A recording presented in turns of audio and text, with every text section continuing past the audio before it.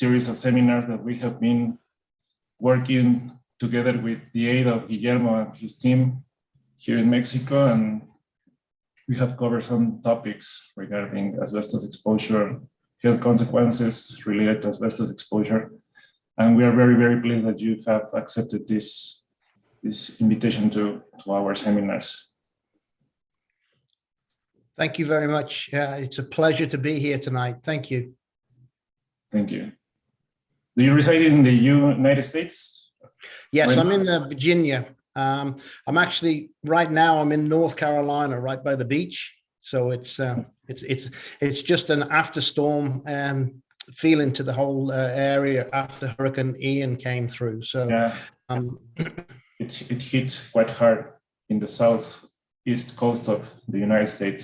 I've heard the news, and such a pity for all the people there. Yes, I'm heading down there tomorrow.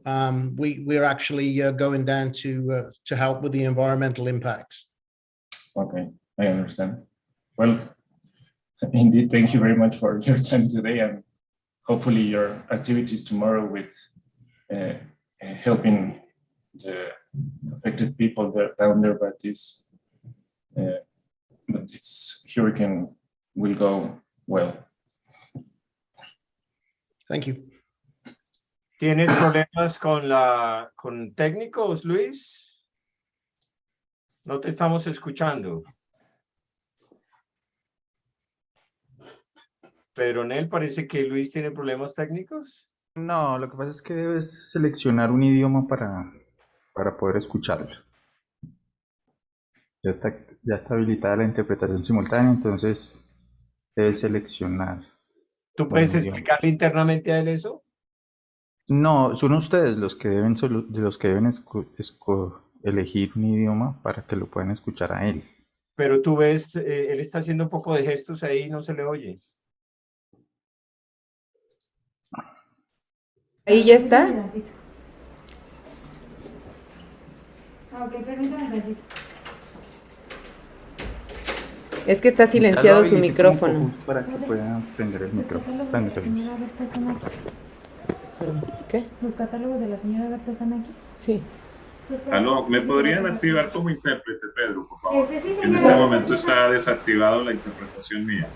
Para que me active, gracias. Me da los privilegios de intérprete, okay, gracias. Listo, sí. No hay que ver. Gracias, muchas gracias.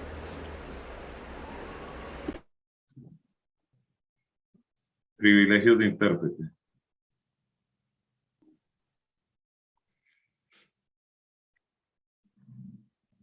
Can you speak a little bit, Lloyd, to try if the interpretation is working out?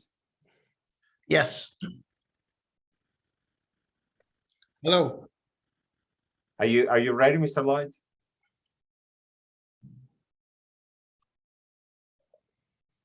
Can you speak a little bit, Lloyd, in English? Yes. Good evening. Hello. This is Lloyd Ludlow. Está bien, Luis. Ok. Vamos a darnos unos minutos, son las 6 en punto, para que ingresen más las personas, pues.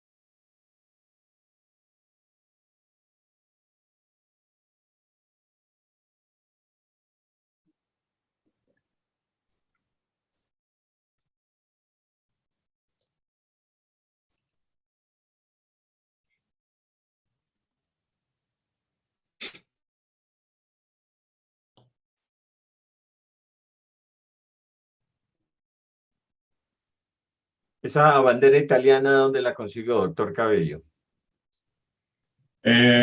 Pues fue de la doctora Guadalupe Aguilar, que se la dieron del colectivo de allá de Casale. Y ¿Estuviste en Casale? estábamos haciendo, no sé si no fue en Italia directamente, la verdad, no recuerdo bien, pero fue de parte de uno de los integrantes de este colectivo y estábamos escombrando algunas cosas por aquí en la oficina y bueno, apareció y pues como ella también la tenía por ahí, dijimos, bueno, pues ya la puedo poner acá. Bueno, no hubo ningún problema. Algunas cosas que dejó por aquí las hemos preservado pues sí, pues como cosas que ya nos ha dejado aquí en la oficina. ¿Quién les dejó esa? No sé, le voy a preguntar a la doctora para que me diga. Claro. Es la bandera emblemática, ¿no? De la lucha por llevar a Smith Heine a juicio en Italia. Exactamente, así es. Yo la he utilizado en algunas exposiciones de arte que he hecho acá en Colombia. Sí, pues Algunos miembros del colectivo me hicieron llegar alrededor de unas 6 banderas. sí, pues acá está esta. Eterni y Justicia. Exactamente, ahí está. Bueno, y un pizarrón ahí mal acomodado. Un poco chueco aquí, pero bueno, ya habrá tiempo para colocarlo mejor. Lloyd, do you recognize the flag behind Dr. Cabello from Italy? Yeah. All right. It's very Italy. famous. Wow. It's a bit tiny. He's now on trial, no, there in Italy. Yes, that's right. Yeah. But he's back in trial again. Yes. Fantastic. Now he's accused of murder. Really?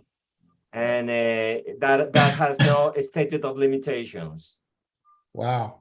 A never-ending trial, unfortunately for the people in Italy. But hopefully they will reach justice. No es fácil, ¿no? Con este señor que es tan poderoso. Sí, claro. It's not easy. Yeah, it's not easy to get a good sentence against him. Not Lloyd, because he's so powerful. One of the richest guys in Switzerland, and not only Switzerland, around the world, no? Dr. Yvonne Waterman was talking highly of you the other day. Dr. what? Excuse me? Dr. Yvonne Waterman was talking highly of you yesterday. Yeah, where?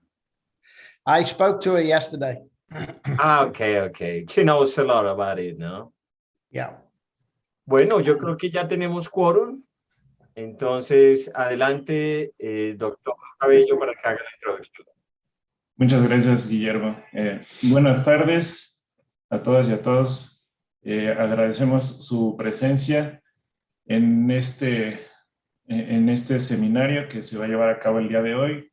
Agradecemos particularmente el apoyo de Guillermo y todo su equipo digital y de traducción también por el trabajo que han hecho a lo largo de esta serie de seminarios que están enmarcados dentro de una serie de seminarios de capacitación para difundir el conocimiento de los problemas relacionados al asbesto, tanto en la contaminación que generan en las áreas de trabajo y el ambiente, como las consecuencias a la salud. Esta serie de seminarios están englobados dentro de un proyecto del cual soy el encargado. Es un proyecto de investigación que abarca, entre otras cosas, varias facetas del problema para abordar el problema de la exposición al asbesto y las consecuencias a la salud, e incluye, entre otras cosas, el monitoreo biológico y ambiental, el monitoreo ambiental de las partículas de asbesto en el ambiente, la vigilancia a la salud de la población expuesta al asbesto, tanto en el trabajo como en el ambiente, además de actividades de promoción de la salud, fortalecimiento de la capacidad de respuesta de las poblaciones afectadas, pedagogías que incluyan la promoción de la salud, también una parte de políticas públicas para impulsar la prohibición finalmente del asbesto en México, la cual no se ha logrado, y así como la documentación de todo este trabajo a través de diversas formas artísticas y audiovisuales que incluyen pues, a un grupo muy amplio de participantes. Sin más preámbulo, agradezco nuevamente la presencia de Lloyd Ludlow en este seminario por la presentación que nos va a dar a continuación. Y bueno, pues cedo ya la palabra a Guillermo para hacer la introducción y la presentación de nuestro invitado. Muchas gracias. Muchas gracias, doctor Cabello. Muchas gracias a todas las personas que nos están acompañando esta tarde. Es una presentación que tiene un carácter especial para mí. El tema del asbesto instalado, personalmente ocupado parte de mi agenda de una manera muy importante. En la presentación que hacíamos nosotros, en la invitación que se le hizo al grupo, hablábamos de que los materiales que contienen asbesto, cuando se deterioran o se dañan, liberan fibras de asbesto en el aire, por lo que quienes trabajan en el sector de la construcción son especialmente vulnerables. En nuestros países de América Latina o del sudeste asiático, como Indonesia o Camboya, la mezcla de residuos de construcción y demolición con materiales que contienen asbesto es una práctica bastante común. Y es algo que quiero hacer énfasis hoy, ¿no? No hacemos separación en la fuente, entre otras porque los materiales que contienen asbesto no se clasifican como residuos peligrosos en estos países que he mencionado, en América Latina o en Indonesia. Y hay un gran debate en este momento, por ejemplo, en Colombia, sobre la necesidad urgente de clasificar los residuos de asbesto, incluso los residuos no friables. Es muy importante eso tenerlo en cuenta. Ya Lloyd nos hablará en unos minutos sobre estas distinciones entre asbesto friable y no friable, porque este tipo de materiales generan en la cadena de demolición, gestión y disposición final fuentes evidentes de contaminación que pasan casi que desapercibidas para las autoridades ambientales que deben velar por el control de este tipo de riesgos. Y les voy a compartir un ejemplo práctico de esto que les estoy diciendo, porque estoy seguro que será muy importante dentro de la presentación que va a hacer Lloyd, entender esto que quiero decirles y por qué es tan importante aprender a conocer estas nuevas tecnologías que se están desarrollando para el control de este tipo de materiales. Esto hace parte de un trabajo que estamos realizando en la ciudad de Cartagena, Colombia. Es una ciudad pues que muy turística, que tiene un enorme aprecio en el corazón de los colombianos. Y una parte del proyecto consiste en la georreferenciación de los materiales que contienen asbesto no friable en la ciudad de Cartagena, especialmente lo que tiene que ver con tejas onduladas. Se hizo la georreferenciación, un sobrevuelo con avioneta sobre 100 kilómetros cuadrados de la ciudad, que abarca prácticamente toda el área urbana principal de la ciudad. Estos son avances. Este es el último avance que nos llegó incluso hoy mismo, en donde descubrimos pues algo que ya intuíamos a partir de la inspección visual, y es que Cartagena y nuestras ciudades, hablo en este caso de Colombia, cuando miramos nuestras ciudades desde el aire, son ciudades que están techadas en asbesto cemento. Y una visita que hicimos antes de estos resultados finales de la georreferenciación, pues ya nos permitía identificar que una ciudad como Cartagena está techada en asbesto cemento. Tratábamos de establecer distinción si en los estratos altos económicos había menor presencia de asbesto que en los estratos bajos, y la inspección visual nos daba ciertos indicadores de que en los estratos altos, digamos que la evolución del desarrollo urbano es mucho más rápida y por eso lleva a que haya aparentemente menor presencia de asbesto. Sin embargo, la georreferenciación está diciendo que toda la ciudad, independiente de los estratos sociales económicos, tiene abundante asbesto. Y estas son fotografías que tomamos durante esa visita que realizamos a la ciudad y pues comprobamos que en efecto Cartagena es una ciudad techada en asbesto cemento. Tenemos por un lado pues una ciudad hermosa que tiene su lado fancy, una arquitectura que nos hace recordar a Miami, arquitectura contemporánea, una ciudad además colonial, muy bella, muy hermosa, con una arquitectura pues muy interesante, muy valiosa, que la hace precisamente tan atractiva. Pero miremos ese otro lado oscuro de nuestras ciudades, ¿sí? Y es lo que sucede con esta gran cantidad de materiales de asbesto cemento que nosotros tenemos en nuestros hogares y el tipo de tratamiento que les estamos dando. Y esta es una tesis que a mí me interesa resaltar esta tarde. Estamos tan familiarizados con los residuos de asbesto cemento que los vemos como lo más natural del mundo cuando los encontramos en la calle. El fenómeno en nuestras ciudades de encontrar desechos abandonados en el espacio público, de encontrar botaderos no formales dentro del espacio público de la ciudad, es un fenómeno bastante normal. Recuerdo que en una conferencia con el Banco Interamericano de Desarrollo sobre residuos orgánicos y residuos peligrosos y residuos sólidos, se hablaba de ese gran problema que tenemos en América Latina sobre los botaderos de basura que se vuelven espacios no formales para acumular este tipo de materiales.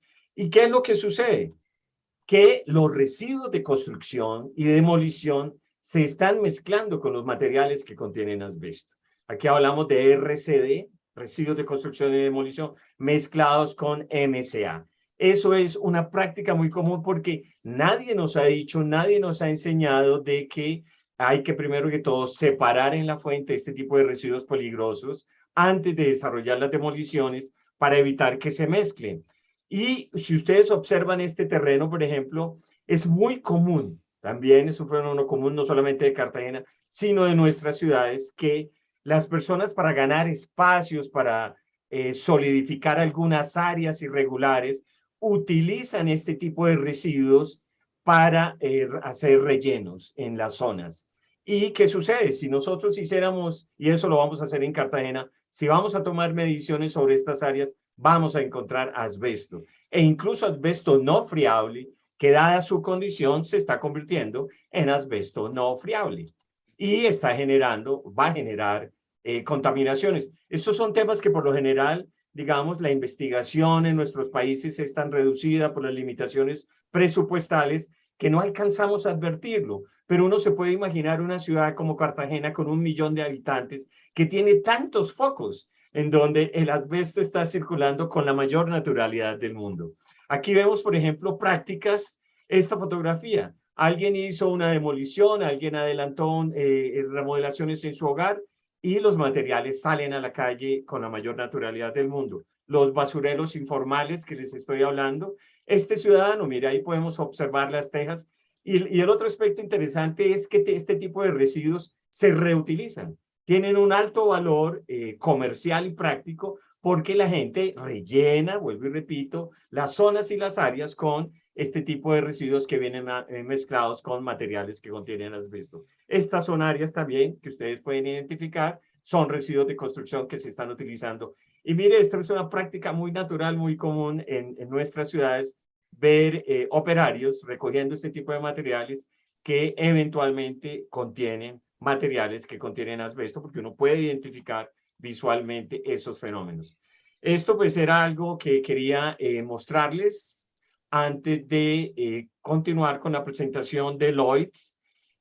Nuestro invitado es el señor Lloyd Ludlow, quien tiene 35 años de experiencia en las industrias de desmantelamiento, demolición, reciclaje ambiental y descontaminación, incluidos proyectos en el extranjero y para el gobierno federal de los Estados Unidos.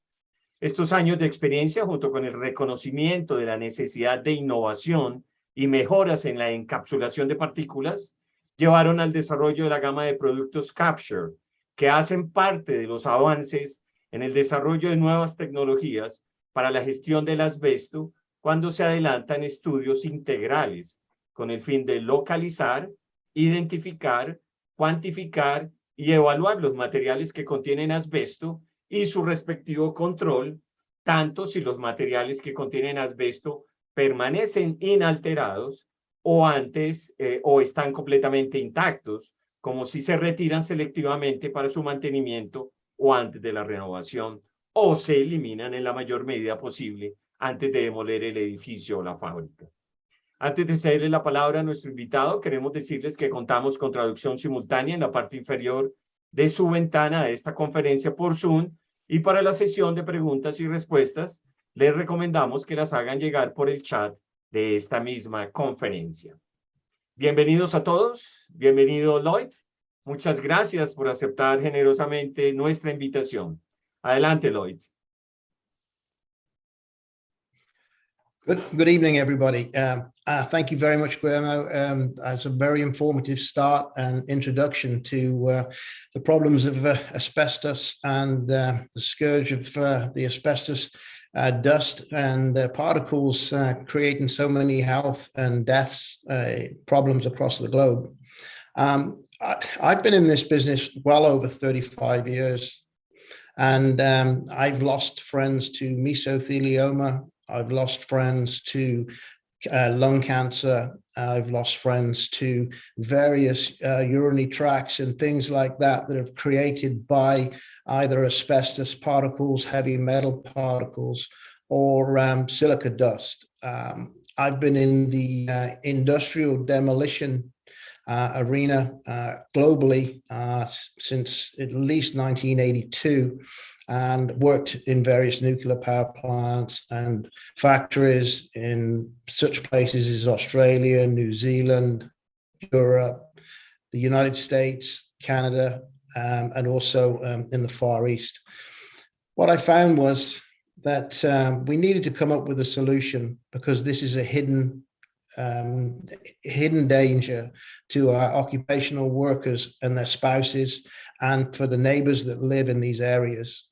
And my presentation tonight is going to show you some new technology for some old problems that we think that we can do that are very cost effective and will save lives tomorrow and in 30 years and in 40 years, especially in your countries that are adopting new rules and regulations. This presentation is going to introduce you to this new technology that's been tried and tested for the last 5 or 6 years in such places as New Zealand and Australia and in Holland, where all these rules and regulations are the strictest in the world, so that we could adhere to and develop the best technology that countries could use around the world. And we are in trials in India, and we also are working very closely in Colombia, and hopefully we'll start working in the other Southern American countries. We are based in the United States, and I am originally from the UK, and I hope you enjoy the presentation. I'll try not to bore you too much.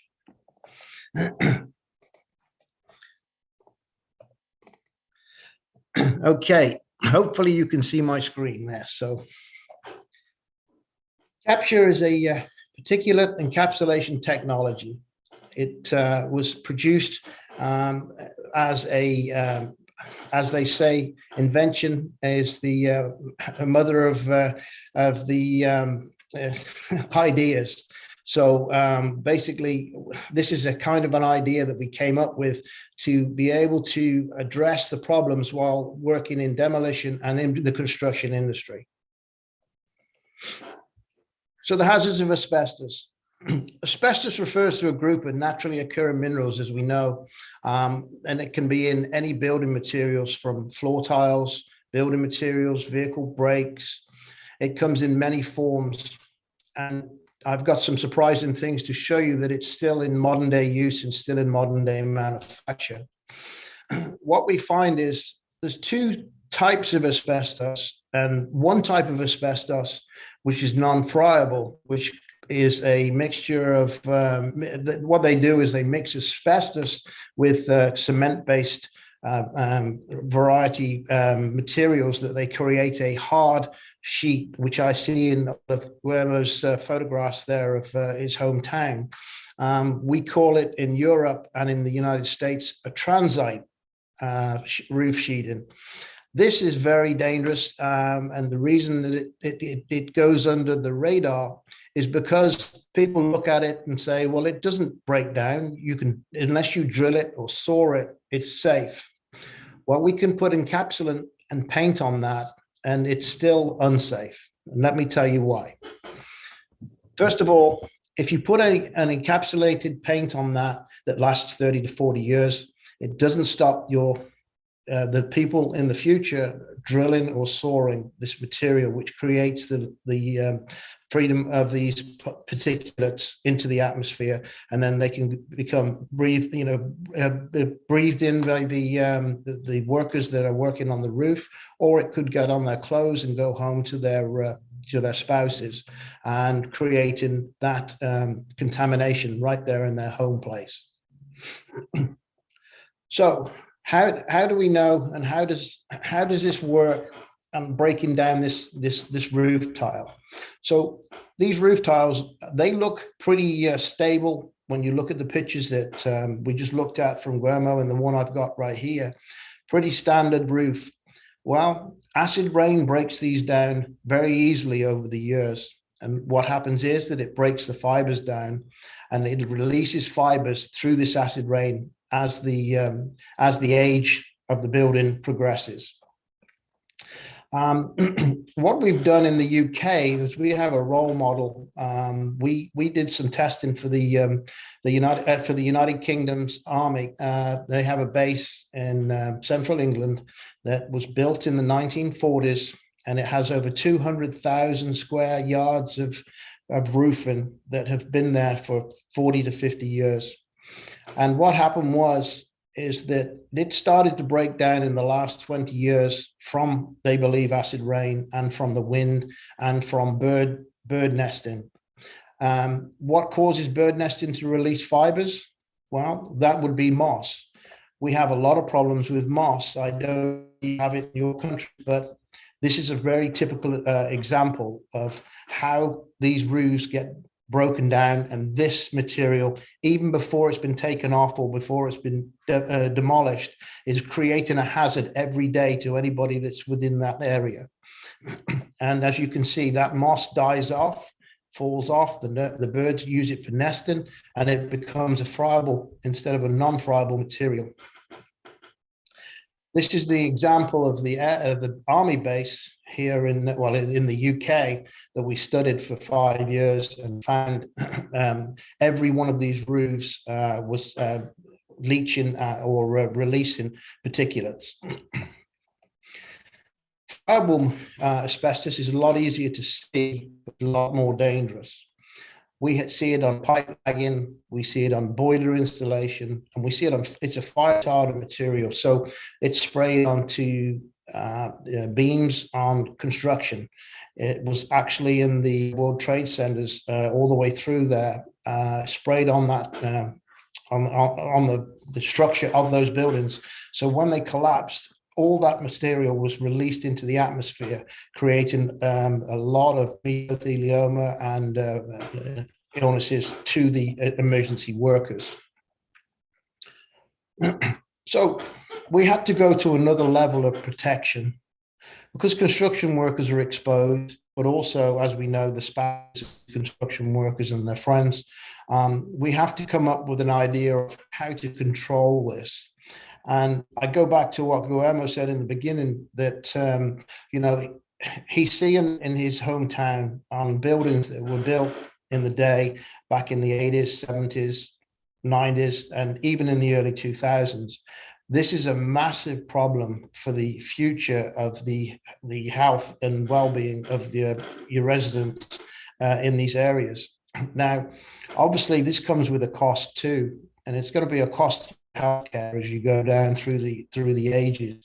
And we want to save lives. This is what we do. This is what all of us on this tonight on this presentation, I hope, want to make it better for the future generations and save lives. So how could we fix this simply and less expensive way that we could? So I used some of my demolition background to come up with some ideas, and I'm going to share those with you now. So what makes capture technology revolutionary? Well, it's a non-mechanical solution to all this problem with release of asbestos contaminants, silica contaminants, heavy metal contaminants within the atmosphere from demolition, from just everyday use, and from weather problems like acid rain.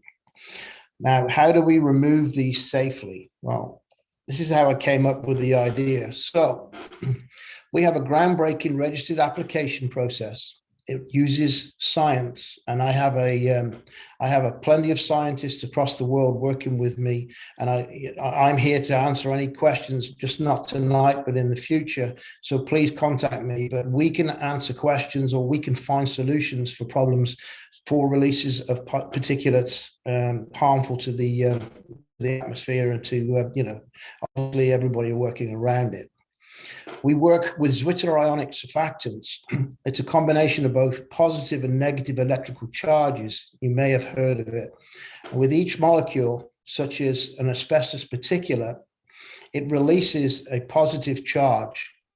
So we introduce a negative charge through a foam-based molecular spray that creates a magnet type attraction to these particles, and it will not let them go. So they are permanently in this foam.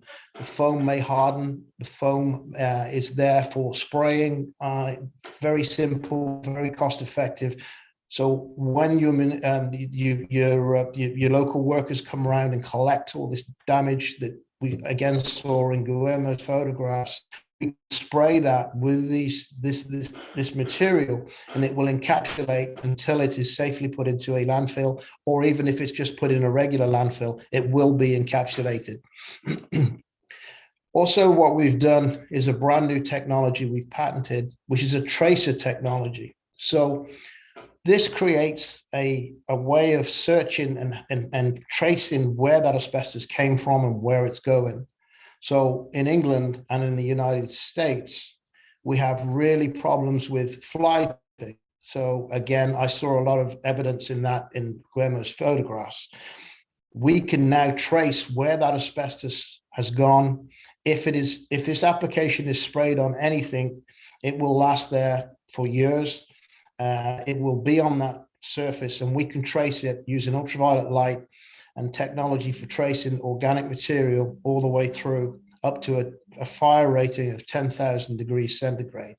So we have that on there. So if somebody like a bona fide company takes the roof off, puts it in their disposal, sends it to a third party who then put it behind somebody's backyard or put it on the road illegally instead of a hazardous dump, we know who we can trace that back to that company, which is enabling this technology is being used in Holland and being used in Europe and successfully in Australia.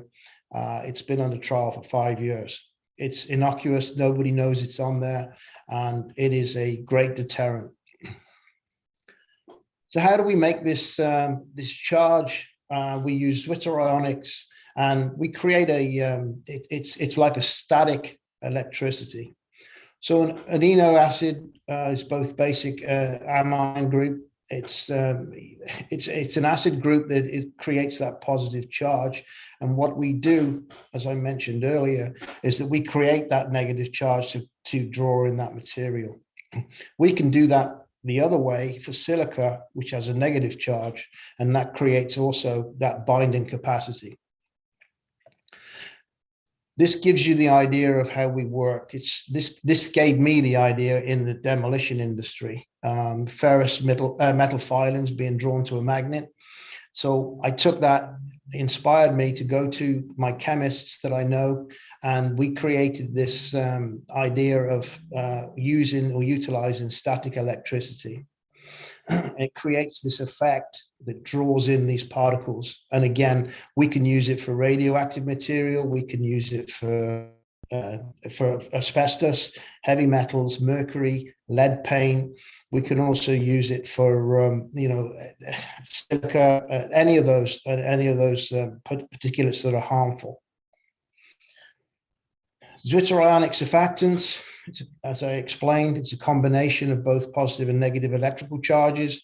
Again, it's a very simple technology, but it works. And we can put this in the hands of the local areas of towns that are actually handling this material on the roads. They can have a hand sprayer. They can spray it on for pennies. And what it'll do is it'll stop that harmful release of those fibers while those people are actually cleaning up.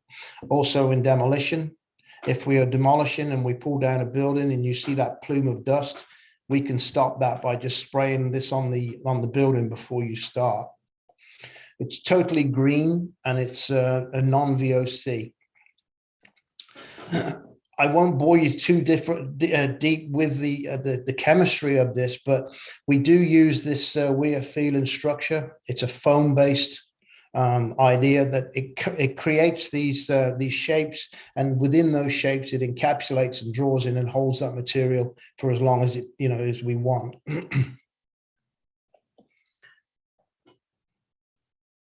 So how does it work? So this is just an example how we spray an application for capture.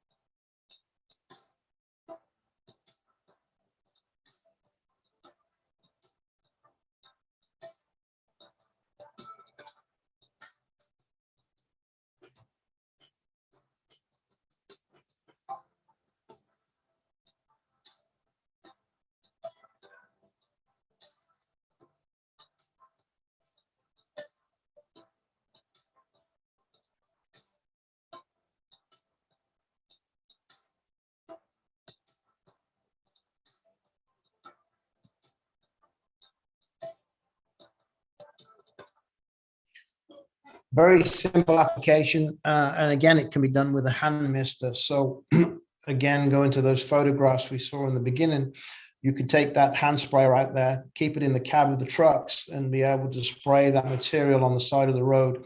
Not only will it safeguard the people picking it up, but it'll also safeguard that child that's riding his bicycle right past it. So what's the difference between this plain water and traditional foam product? Well, we have, again, the chemistry is low surface tension. We use that curved surface area, wheeling, feeling, hexagon-shaped foam, and then we use an organic tracer. It's all environmentally friendly and very low cost. This is how it works. So if you can imagine that if you're trying to put in some new rules and regulations for your country, people are going to say to you, well, why don't we just spray water on asbestos so that we can take it down? Spraying water, the water just bounces off, or the asbestos particles just bounce off water. We have to create small droplets, and then we have to create that negative and positive charge. That's why we can't use water. I was saying earlier in the presentation that we have other issues with the fact that non-friable and friable asbestos is still being manufactured. China is one of the worst countries in the world for manufacturing parts still using asbestos. And this is an example of a marine project that we looked at last year and worked on. There was a fleet of these ships that came across the Atlantic from North Africa that were built in 2011. And each one of these ships was riddled with a non-friable and friable asbestos. So they had to go into dry dock this year and be abated with our products and with our technology. So you find that this is in everyday products, especially from China, that it's still out there in modern day products. So our inspection was to create a report to show the condition of the sample locations. Again, I use this as an example on a marine project, but we can do this anywhere across the world. And I suggest you strongly put this into your regulations or work on this, that you get at least inspections started and know exactly where your dangers are. And the technology there, I talked to Guillermo a lot on this, is that, you know, we can bring this technology and this information on how to bring this and put this into your specifications for your safety departments or anything else in your country, to be able to identify asbestos before it becomes any more of a problem. I mean, on this general exposure to personnel, most of this asbestos was non-friable, and it was based in the crew decks of the ships. Now, as you can imagine, with a cruise ship, you have vibration, and with vibration, you have this asbestos rubbing together. And when we did the sample testing on the ship, we found that every crew room was above average on release of asbestos fibers. So keep that in mind, that, you know, this encapsulation worked, but also to get everything tested as soon as you can and put it into your specifications. This is not a very clear picture, but on the ship itself, it's a car carrier. It carries around about 200 crew.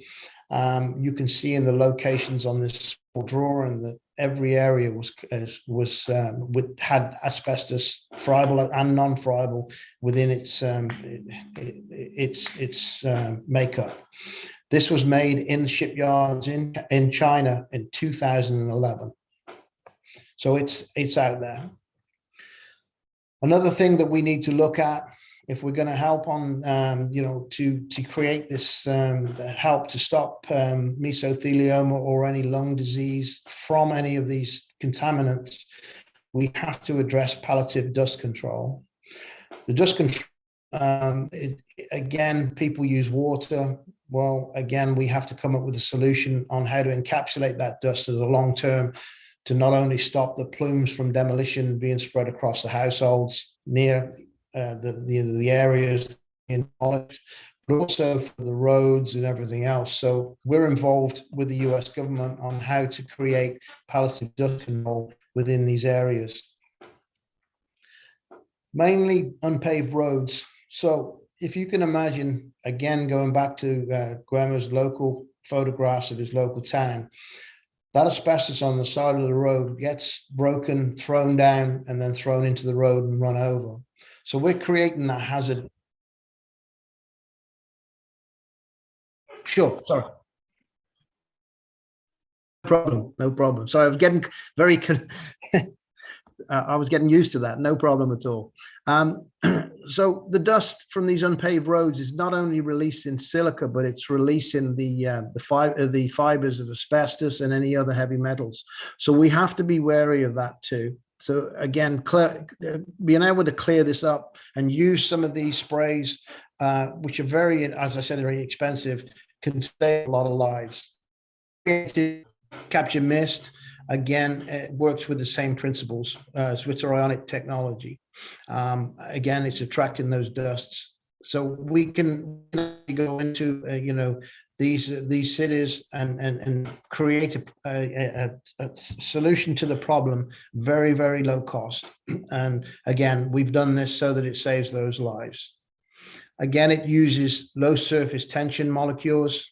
I won't bore you with the chemists in me, but we will say that it does work, and it eliminates, and our test results come out with zero exposure. Again, palliative dust control, you see it on the road every day. Again, if we're spilling asbestos transite roof shingle on the road and crushing it, you get that release. So we have to address that too. We come down to suppressant selection tips. Well, again, we have to make sure that these dust particles are at source encapsulated. And again, we just spray that. We can spray wheels. We can spray on the like the local dump trucks or the truck trash. We can spray these down so that they do not release or generate any dust, which lasts up to 5 days, so that when they come around or when they go into the landfill, they're not releasing that plume of air with those contaminants. Okay, so again, it's usually we have bad road services created by many things, but again, you'll find that in your cities. So again, it's just another way that we can stop that release of those fibers. What I'll do is I'll move now to the tracking in the ACM waste. This is very important, and we were asked to develop this with the US government and in the UK government to stop this fly tipping. And again, many examples of people just dumping this hazardous waste over somebody else's fence or somebody else's backyard. So in our products, what we do is we create that organic tracer, that zwitterionic activation and the capture, and it just creates a simple foam that we can track from cradle to grave. Formula reference number, the product type, unique reference number on the bottle, date and time of application, the geolocation, and the name of the contractor, employee, and details of the customer. We can be able to collect all that. If you're trying to set up a new rules and regulations, say in your local city or in your local area or county, you can use this data very simply. Once you start cleaning up that asbestos, you can spray it with this product, and then you'll be able to track that release of that and material to the landfill. So you can be able to start working against that battle or that war of actually safely removing that asbestos. We've created a tracking system for anybody on the phone that can match up with this product. So it's a hazard. This is an instant hazardous waste tracking system that you don't have to develop yourselves. So it's in production now. You could adopt it, say like in the city of Mexico, you could adopt this technology very simply, very cheaply, and be able to track all your hazardous waste, like a lot of these specifications in Australia and New Zealand and the UK and Holland. They've already have this in place. If you can introduce this to your country or to your systems, this will save you a lot of time and a lot of energy, and you'll be able to track that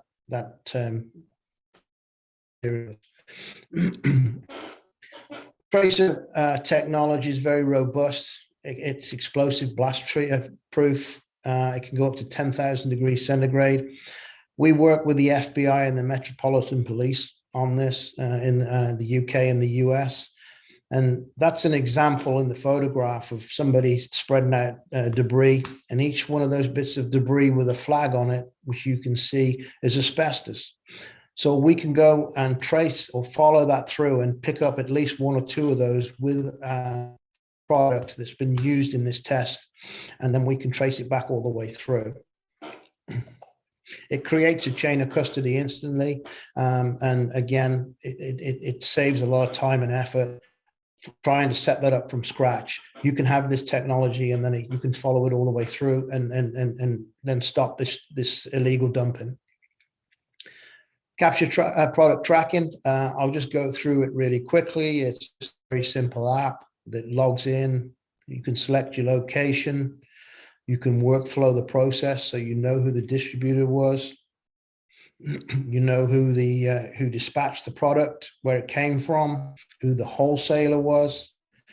Then it was dispatched, the workflow to who the company that you have. If you're a local county and you hire in XYZ company to take out your asbestos and to abate it, you can then track them all the way through using this technology by just spraying this product onto that material, or making them use that as a specification. It cuts down on a barcode, it cuts down on everything, time and safety. it's totally safe. So the capture encapsulation system, it was developed in recognition of the need to provide a safer workplace for asbestos removal of around employees. Again, it came from 35 years of heartache, 35 years of losing friends. And that's so important in this day and age. If you're bringing this to a country that has no rules and regulations or wants to, employ rules and regulations, this is a very simple track to be able to utilize the system. Now, you don't have to buy our products. This is not a sales talk. This is just purely what we're trying to show you is that there is a solution to these problems, and it's a very simple solution, and it's very cost effective. And again, I'm here to help in any way I can to work with you, with any of you guys, and at any time I'm available, and Grandma will let you know that. I mean, it's we've worked together for probably 4 years now on things, and I have very good relationships with Dr. Arthur Frank, who's a world leader in this field, and Dr. Yvonne Waterman from Europe. So we have a lot of background, and we have information we'd love to share with any one of you. So there are alternative methods, but again, there's nothing. We own the patents to these methodologies, and we put a lot of research and development into them. So like I said, we're here to help you, like we've done in the UK and in these other Commonwealth countries. So we'd love to help you out. So again, thank you very much. I hope I haven't wasted too much of your time, but I wanted to go through the highlights of this, and I'll take any questions.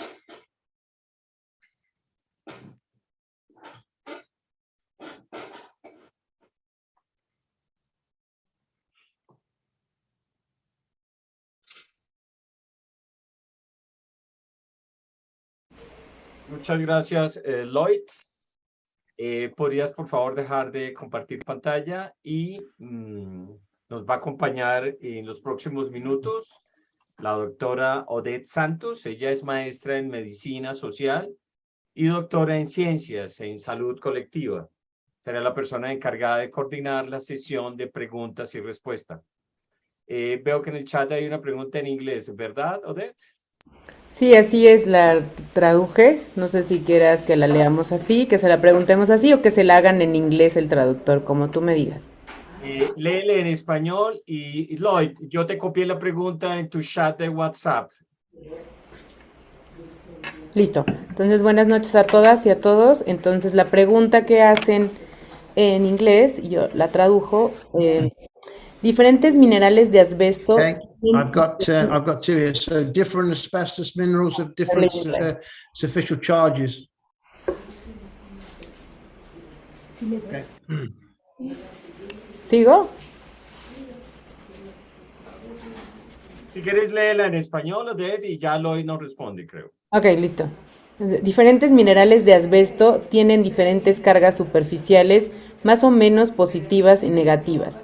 ¿Esto afecta a su capacidad de absorción en función del pH del líquido empleado? ¿Cuál es el pH de la solución Capsule Mix? ¿Es igualmente efectivo para todos los tipos de minerales de asbesto? ¿Funciona mejor con algún mineral de asbesto específico?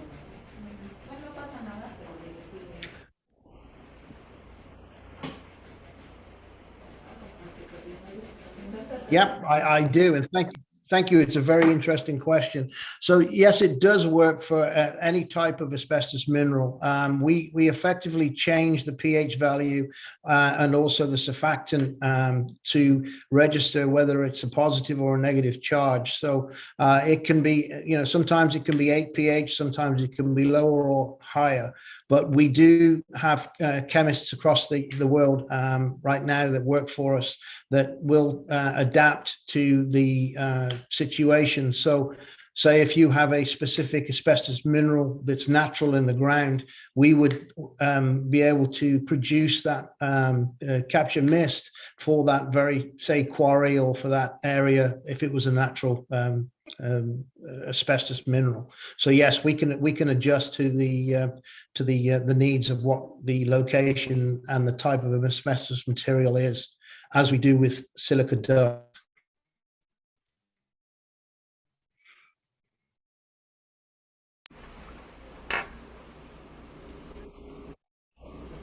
Dan las gracias. Hay otra pregunta de Valeria Ramos, que ¿cuál es la durabilidad de este paquete? Okay, so the question is, how long does the application last? Yeah, that's the question, Okay. Lloyd. Okay, so it depends on the application method and the application type. So if it's mist, it can last to 5 days. If it is a foam based, it can last up to 24 hours. We can make it last longer. It all depends on the viscosity of the material that we put on there. So we can make it, again, last on average. For today's methodology that we use in the demolition field, we use a foam for 24 hours and we use the mist for 5 days, but we can extend that lifetime for the encapsulation. This encapsulation methodology is purely for application of demolition activities or for short-term handling of material. It is not an encapsulated paint, so it doesn't last a lifetime.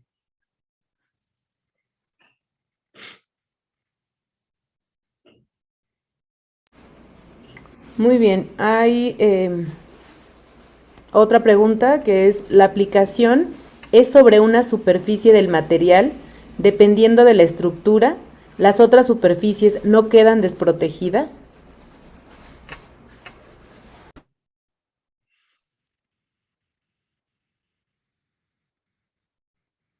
Correct.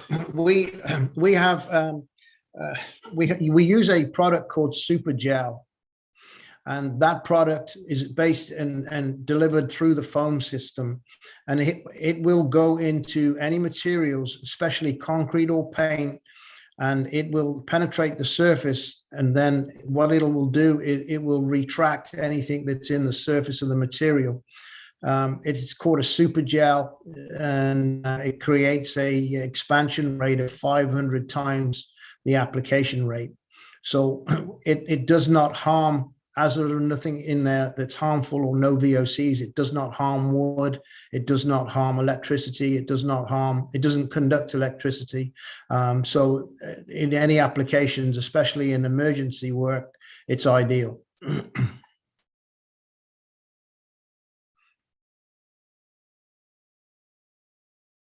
Muy bien, muchas gracias. Hay un comentario y una pregunta. Muchas gracias por la disposición a compartir y colaborar con grupos de países como el nuestro. Para poder dimensionar, en dólares, ¿cuál sería el costo aproximado para aplicar esta tecnología en el retiro de un tinaco o un tanque de asbesto de una casa?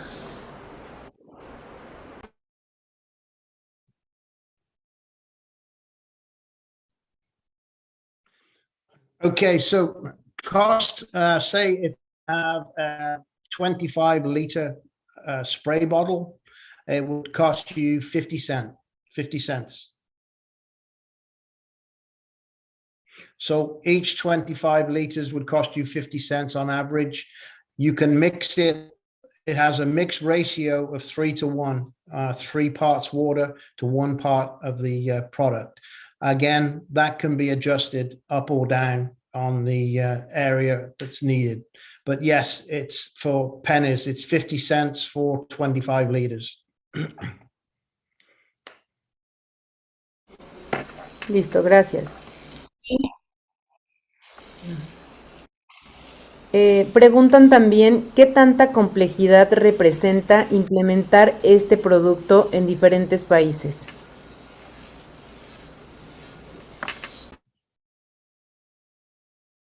We use it in multiple countries. We help to write the specifications in some countries.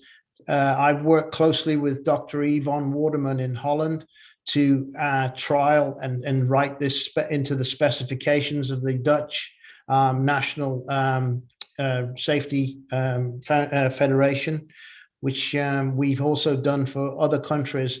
We can help any of the countries that are on this call. We can help you and lead you in the right direction on specifications and talk to your governments, no problem, to help either put together the specifications. And I know that, Guillermo, you and I have discussed this many times, and you know, we can help in any way that we can on that. And I think you've had experience with that.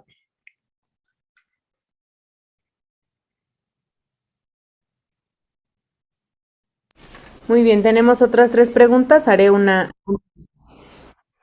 y del doctor Alejandro. ¿Cuál es la composición química principal de la espuma capsule al momento de disponer la mezcla producto-residuos con asbesto? ¿Se puede desprender el asbesto por las condiciones climáticas de humedad?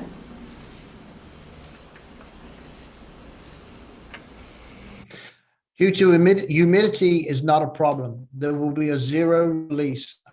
We have test results in, again, in different temperatures. We have temperature range from 30 degrees Fahrenheit up to 100 degrees Fahrenheit. We test in different countries. We have zero release for those periods I gave you on the timeline. So again, I'd be willing to share any testing material with anybody on the call. Again, you will have my email address from this today, and I'd be willing to share information and test results from anywhere in any country, and also specification, you know, if that helps. Muy bien, hay otra pregunta. ¿Se deben considerar algunas medidas de seguridad para... Okay. ¿Se deben considerar algunas medidas de seguridad para la aplicación de capsule? Es decir, ¿se requieren de medidas o equipo de protección personal para evitar exposición al asbesto?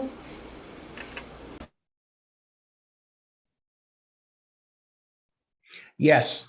The reason we say that is because even if you don't have any regulations, we still say, yes, use safety equipment, because it's still possible that you have areas that have not been sprayed with this product as you walk into these areas. So it is worth it. We do say in different countries to utilize any safety gear that you can with a respirator or a Tyvek suit. Now, we are trialing here in the US without using this, because we feel that because of our test results, we could put this into specification where there is a zero release, that you do not need that level of protection, but it's always worth wearing safety glasses or a half mask and a Tyvek suit, no matter what you're doing, because as you spray this, anything can be happen as you're getting into that situation. So yes, at the moment, I would say, if you have no safety regulations, I would totally say yes, where minimum PPE would be a Tyvek, half mask and glasses and gloves.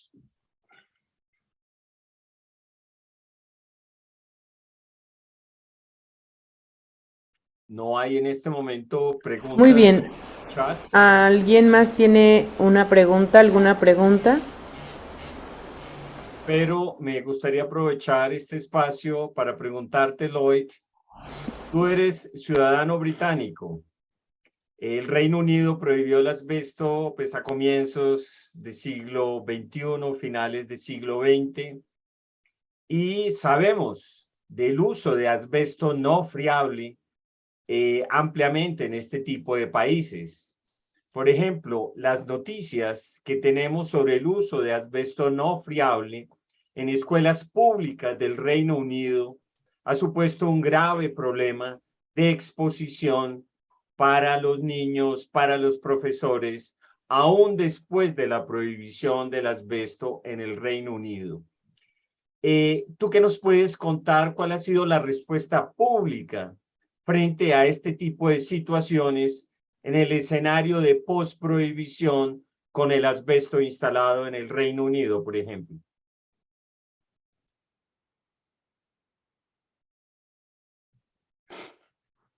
Okay, in the United Kingdom, they are taking it very seriously since about 1985. The rules and regulations obviously change, and we find that we actually adhere in the United Kingdom to one of the strictest sets of specifications in the world.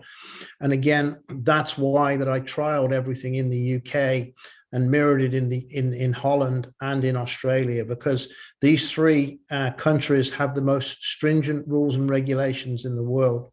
So if we could match those stringent regulations, then we know that we could take that to other countries with no regulations and be able to bring them up to speed very quickly with this product or this methodology. Now, in the UK, the problem they still have, in the same as many countries, especially the US, is that people are not aware, general public are not aware of the dangers of mesothelioma or the asbestos fiber release into their lungs. They don't realize that it's still being released in demolition projects, and it's still being released on the street. So we have to try and make them aware, and that's what Dr. Yvonne Waterman and Dr. Arthur Frank work with us on, educating the people of the UK through the various health and safety executives on the dangers of unseen asbestos, not just because they don't produce it anymore. So we've done that in those countries, and we're working through the Commonwealth countries to show that. Now we can do that through the South American countries. We are working with the EPA very strongly and the Department of Energy here in the US. So it is an education that has to go out to the public too. If we keep it within the specifications and we keep it within the companies that actually take out the asbestos and handle it, we are not getting our message across to the general public. And that's the problem we still have everywhere. We need to be able to get it out there. Lloyd, una pregunta más. Estos desarrollos tecnológicos, ¿qué recibo han tenido en países como Estados Unidos o el Reino Unido? ¿Se están usando? ¿Han tenido, digamos, unos efectos importantes en el control del asbesto instalado? Es un mercado lleno de productos en donde uno supondría que algunos son mejores que otros, pero el uso de estas nuevas tecnologías están teniendo un verdadero impacto en el control de los materiales que contienen asbesto, sean fiables o no fiables en estos países, o es todavía un mercado muy pequeño que necesita desarrollarse todavía. ¿Qué nos puedes contar al respecto? Yes, it's been adopted and very well accepted in the Europe and in the Commonwealth countries. Not so well in the US yet. We're still behind here in the US. And what happens is that every 4 years we get a different, different president and a different government here. So any progress is backwards and forwards. But we are working very closely with the EPA and the Department of Energy here, and everybody is starting to take this very seriously, because the cost and the burden on the health, the health departments going forward are creating so much problems with the cost that they cannot, especially in Canada and in the UK when they have a health system, whereas in the US it's we have to pay health insurance. But they are noticing it, and they are recording the upshoot of people with these diseases, because they are manifesting themselves after 30 to 40 years, and now is the optimum time for when they started really manufacturing in the 60s and the 70s. So they know that this hasn't, to stop this again in the next 40 years, they have to do something. So yes, they are listening. They are changing specifications, and they are starting to make stricter rules and regulations on building material and demolition. So yes, it has to be addressed now. And again, we can help get the word out there. Lloyd, ¿tú tienes experiencia de estos productos en países de economías emergentes o países en desarrollo? porque ya les puedo comentar un poco lo que ha sido la experiencia de hablar de este tipo de tecnologías en Colombia, pero antes me gustaría saber si tú tienes experiencias en países de economías emergentes o países en vías de desarrollo con este tipo de tecnologías. Yes. Yes, we do. In India, we're working right now in India. It's an emerging economy and specification. They're starting to wake up and understand the rules and regulations need to be adhered. So we're working with India. We're also being asked for other countries. We were working in Ukraine until obviously the issues there, but we also worked in Latvia. And these countries are starting to take notice, because not only is it the health and safety issues, but it's also the budget and the cost of this healthcare coming down the pike, as we say in the US. It's going to be massive in the next 30 to 40 years. And it's an expense that they want to be able to, recognize and address right now.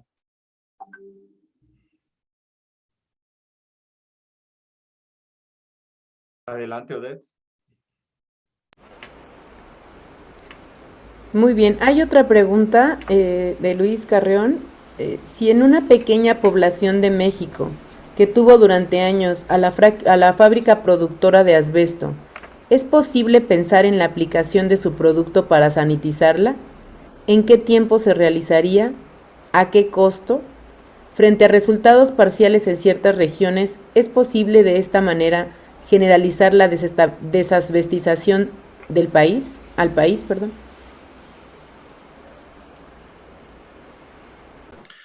Yes, we can. I'd have to help and know more about the background.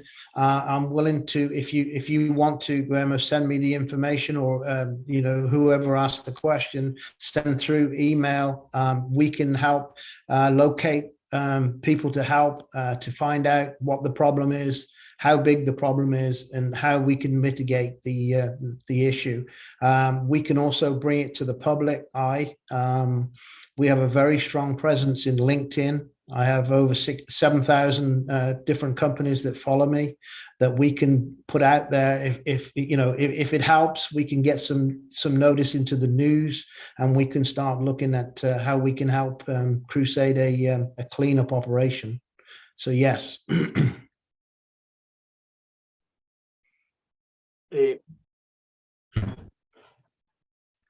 ¿Puedo hacer una pregunta, si es posible, directamente? Dale, doctor Cabello. Gracias. Una pregunta, señor Lloyd Ludlow. Nos presentó en las diapositivas que al momento de aplicar el producto, remover ya la mezcla con los productos de asbesto, se tienen que disponer en bolsas rojas y después en bolsas para desechar a la basura común, por así decirlo. ¿Cuál sería la mejor manera de disponer ya esta mezcla para evitar precisamente que pues, exista una contaminación secundaria al retirar el producto? Entiendo que, bueno, pues es estable químicamente la mezcla y que tiene muy buenos comportamiento a condiciones ambientales, pero ¿cuál sería la recomendación para disponer de esta mezcla hecha para evitar, pues, no sé, una contaminación en el agua o del suelo posterior? Gracias. If it's possible, if it's possible, you need to regulate in local towns and areas a separate landfill that's triple lined. Again, it's not cheap setting up a landfill, but if you start, you can manage your own landfill and make it a hazardous material landfill, and then we can show you through the contacts that we have in the web, in these countries that we work with, on how to be able to safely dispose of that material. Now, there's also another way. Right now, the new technology that's coming out that I work with in Holland is incinerators. They're very inexpensive to put in, and you can incinerate the asbestos waste.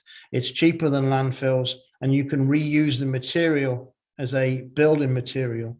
that's something that Dr. Yvonne Waterman and myself, and I know Guillermo is going to look at in the future, but that technology is available too. So it may be the better option, because instead of making a hole and putting it in there for years to be, to commingle with your water table, you can give you that technology, or I can give you that information on how to incinerate safely and create a byproduct that you can reuse.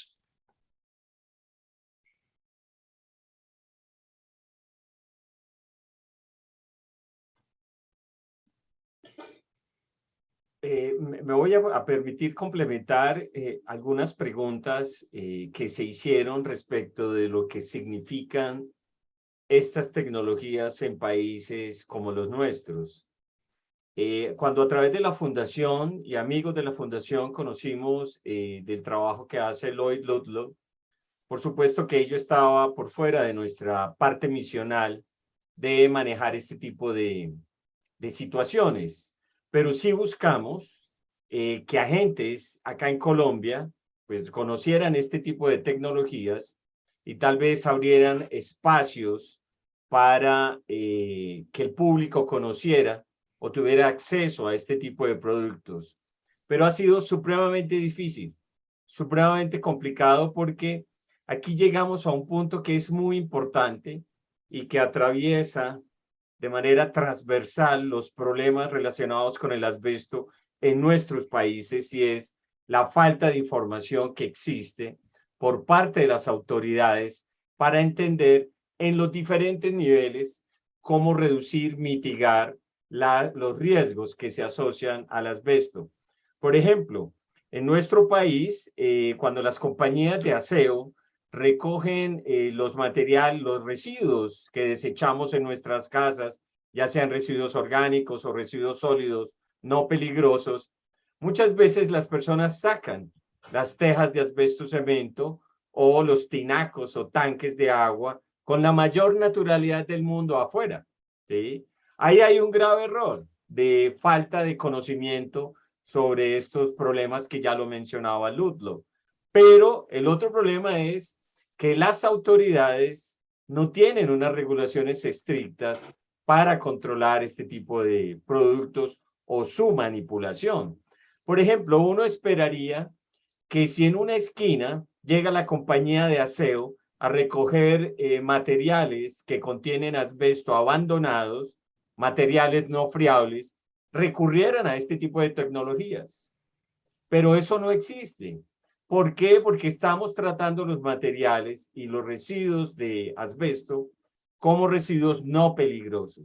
Los consideramos los productos más naturales del mundo. Crecimos viendo estos productos afuera, abandonados en la calle, y ninguna autoridad, ni gubernamental, ni federal, ni nacional, ni local, nadie nos ha enseñado sobre los riesgos de estos materiales a nosotros como consumidores de estos productos, pero también en la cadena de gestión no existen políticas públicas sobre el manejo y gestión y disposición final de los materiales que contienen asbesto. Entonces, un llamado que quiero aprovechar en estas charlas que tenemos semanalmente es que las organizaciones de base tenemos un enorme trabajo de no solamente sensibilizar a los ciudadanos, sino sensibilizar al Estado casi, ¿sí? Y a los tomadores de decisiones públicas para que entiendan la gravedad de la problemática. Porque, repito de nuevo, y no me canso de decirlo, tratamos a los residuos que contienen asbesto, incluso los no friables, como los residuos más inocuos del mundo, como unos residuos sólidos que no representan ningún riesgo para la salud pública. Y ahí creo que está, digamos, uno de los grandes retos y las grandes problemáticas en países como México o Colombia respecto de este tipo de materiales. Habrá que mirar. Y Lloyd, ¿tú qué piensas en esa perspectiva? Porque tú me hablabas de experiencias en India, pero supongo que está asociado con en empresas con recursos económicos que tienen conocimiento de los riesgos del material que recurren al uso de estas tecnologías. ¿Tú qué piensas que puede suceder a nivel de políticas públicas? ¿Qué experiencias conoces del Reino Unido o de Estados Unidos para que podamos aprender un poco y alcanzar al menos unas normatividades estrictas respecto del manejo de los residuos de asbesto, especialmente los no friables?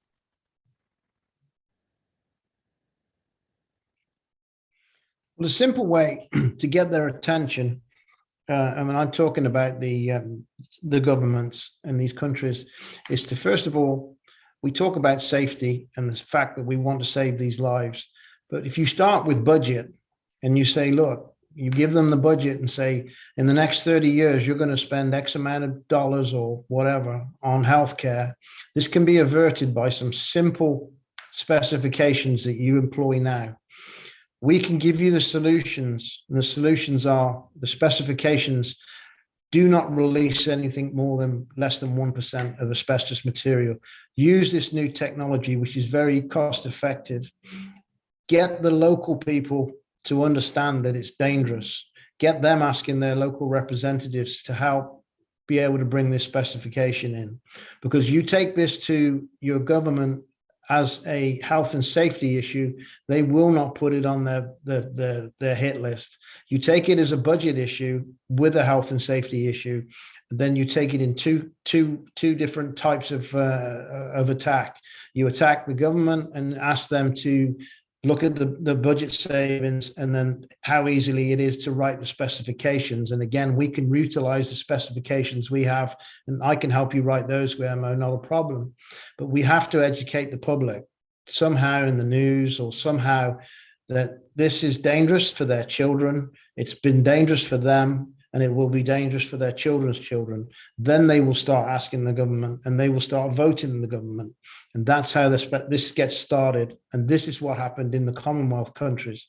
That's why we tested in the Commonwealth countries, because not all of them are equal. Some of them are behind in their specifications, and now they're being brought into step with Canada, with Australia, with New Zealand. So we can do that in the Southern Americas, but we have to be able to sell the government the fact that they're going to save billions of dollars of money in the future, and then they're going to save lives. I hate to have to put it that way because it's not that way. It should be lives first, but when you try and change specifications, you've got to show them that they're going to save billions.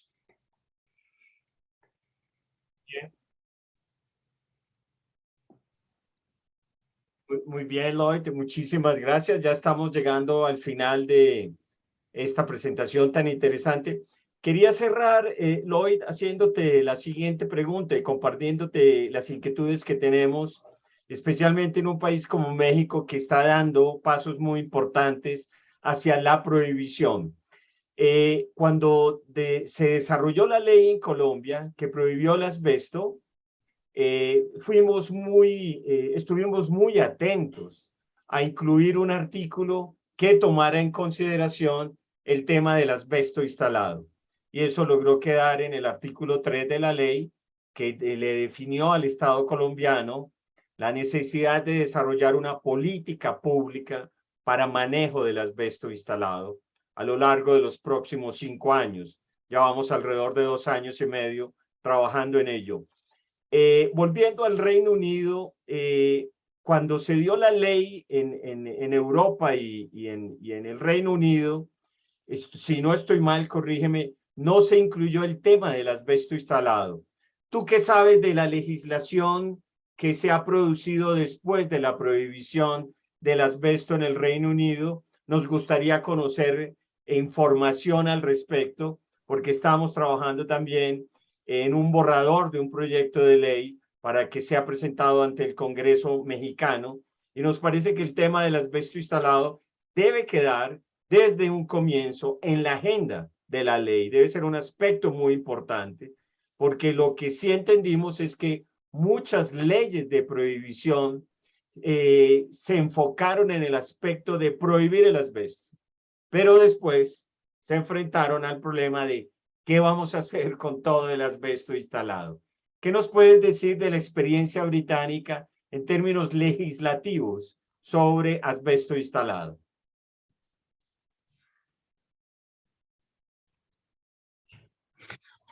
Well, what I can tell you is that the United Kingdom have gone backwards a little bit since Brexit and since they came out of Europe. They have adopted, believe it or not, they've adopted the Australian laws, rules and regulations, and they've taken them more seriously. They have not adopted so much of the European rules and regulations, but what they have done is they've dropped their, obviously their release threshold, and they are mirroring the Australian specifications. And I know that that's what you've been working on, Guillermo, is the Australian regulations, not the UK. If I had to take a chance on, which way I would go, I would follow the Australian regulations as opposed to the United Kingdom, because I think that the United Kingdom are going to be probably stale on any new regulation for the next year or two, as they're pretty unstable at the moment. They have a good regulation in place, but it will be unstable. I don't think they're going to build on it over the next 2 years. I would carry on and continue to follow the Australian model. That is what, if you talk to Dr. Yvonne Waterman, they are based with the Dutch regulations, and they are the strictest in the world. So I think you're on the right track. I think you should be able to adopt the Australians and not the UK model going forward. Bien, bien interesante lo que nos dices, porque precisamente la semana pasada nos acompañó Justine Rose, la directora de Asbestos Safety and Eradication Agency, que tú la debes conocer, y seguramente a través de ellos, ella podremos acceder a la información. Pero ya para concluir, ¿tú consideras que es mucho más interesante la legislación australiana que la de la misma Unión Europea? Yes, I agree 100%. Muy interesante conocer esa opinión, Lloyd. Bueno, creo que no tenemos más preguntas, doctora Odette, ¿cierto? Sí, parece que ya no hay más preguntas. Creo que son todas por hoy. Bueno, nos queda solo agradecerle pues a todos los participantes por habernos acompañado esta noche, a la doctora Odette por haber coordinado la sesión de preguntas y respuestas, al doctor Alejandro Cabello por acompañarnos durante toda la sesión, haber hecho la introducción al proyecto y haber hecho unas muy interesantes preguntas. Y a ti, Lloyd, muchísimas gracias, buddy, porque hiciste una excelente presentación. Creo que has movido la cabeza ya de todos nosotros, entendiendo o comprendiendo mejor todas estas problemáticas. Dime.